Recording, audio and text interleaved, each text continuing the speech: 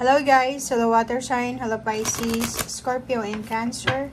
Welcome dito sa aking channel, Kapalaran 888. Welcome. Alamin natin kung anong messages, vibration, gabay, energy para sa inyong lahat. Ito ay general daily tarot reading para sa lahat ng water sign. So I hope na makuha mo ang energy sa araw na ito. Wow. Okay, so ito ay in general, pwede kang makaresonate. So, gamitin mo ang iyong intuition. Okay guys, so unang barahan natin dito is number 7, message. And number 27, which is 9, unexpected income. So, sa araw na ito, kung makikita mo to, may sulat dito. 'Di ba? Pero meron din na sulat dito na nauna na. So, kung makikita mo to, pwedeng ito ay matagal mo nang hinihintay na sulat, second letter or confirmation, or pwedeng ang message na to, or pwedeng letter siya, email, chat, or any confirmation message ay matagal mo nang hinihintay, or siguro natanggap mo na siya pero ini-ignore mo lang. So pwedeng siya to, or pwedeng ito siya na posibleng good news ito today. Okay? So, posibleng makatanggap ka ng isang napakagandang balita sa araw na ito na pwede mong pagkakitaan. Unexpected income, unexpected windfall ng pera ito guys. Okay? So, I hope na nakikita nyo siya. So, 27, posibleng makatanggap ka ng offer ng work. Unexpected ito. Pwedeng nangangailangan ng part-time or part-timer, or nangangailangan ng tao, additional, or pwedeng ang sulat na ito is tungkol to sa Christmas and New Year na may isang company, restaurant, or ano man ito na establishment na naghahanap sila ng extra workers. So, pwedeng yan ang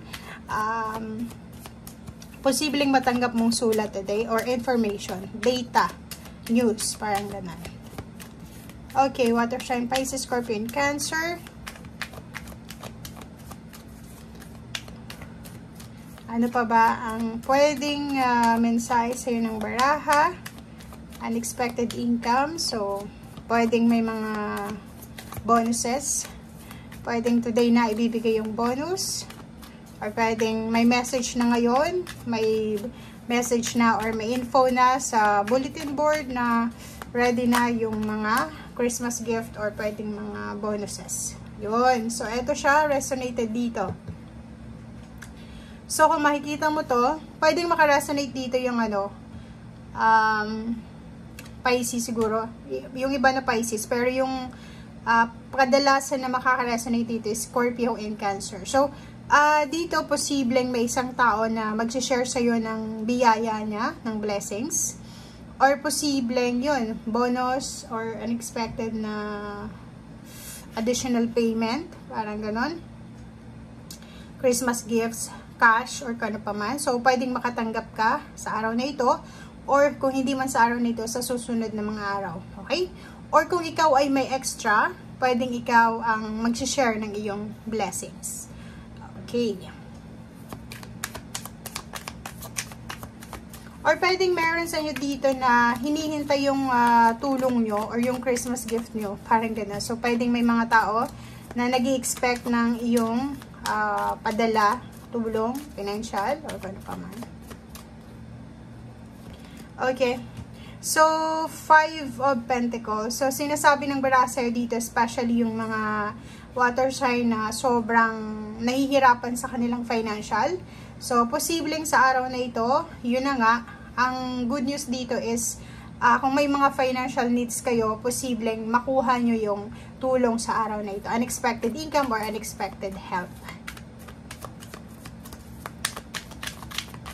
Or pwedeng kayo ang pwedeng makatulong sa mga taong nagsasuffer financial. Okay, so, ikaw yung makakapag-desisyon dito. Okay. Page of Cups, 5 of Cups, and then meron tayong victory and success.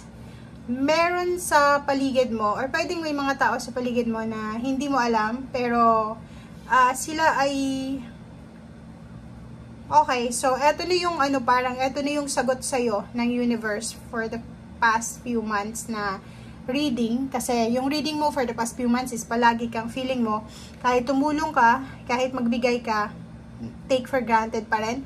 Walang nagbabalik sa'yo. Or hindi mo naman kailangan na ibalik sa'yo yung biyaya or yung itinulong mo. Gusto mo lang na yung taong tinulungan mo is maging, kumbaga, maging daan para makatulong sa ibang tao. But in the end, ikaw pa yung naging masama. So, ngayon, may realization dito yung mga tao sa paligid mo. May mga tao na natulungan mo. May victory and success ka na shinare mo sa kanila sa nakaraang taon or months or days. And then, hindi nila na-appreciate yon. And ngayon, dito na sila sa 5 of Cups. So, medyo nangihinayang sila.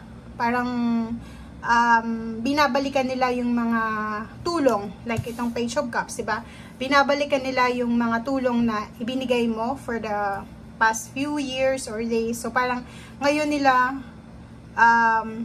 na-appreciate siguro na importante ka sa buhay nila o paano pa man. So, yun.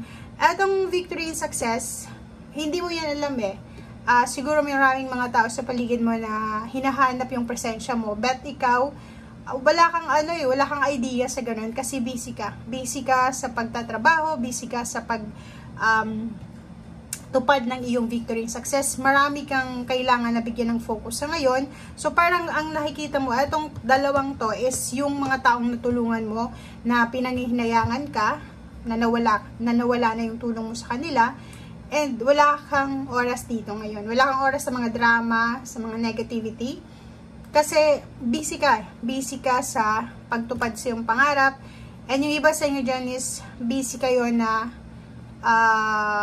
sa mga obligations nyo, lalo na kung kayo ay nandito sa situation na to. Kasi ito ay parang victorious ka eh. So pwedeng maraming tao ang naghihintay sa'yo ng, like for example, isa kang doctor, isa kang teacher, or yung profession mo ay nagtuturo ka. Parang ganun. Or nagbibigay ka ng healing. So, maraming tao yung nangangailangan sa'yo ngayon kaysa dun sa mga taong pinakawalan ka. So, parang ganun yung sinasabi. Literal.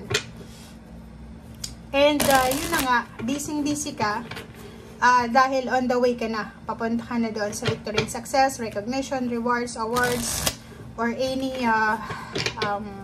new beginnings, prosperity, and abundance ito na parang ngayon is maraming tao ang hinahanap ka. Okay, hinahanap ka eh. Parang missing in action si water sign. Okay, so Hangman. Hangman, etong Hangman ito is parang, eto yung mga parang plano ng mga tao sa buhay mo dati na pwedeng hindi natuloy dahil hindi din natuloy yung tulong mo sa kanila. So, parang ganun.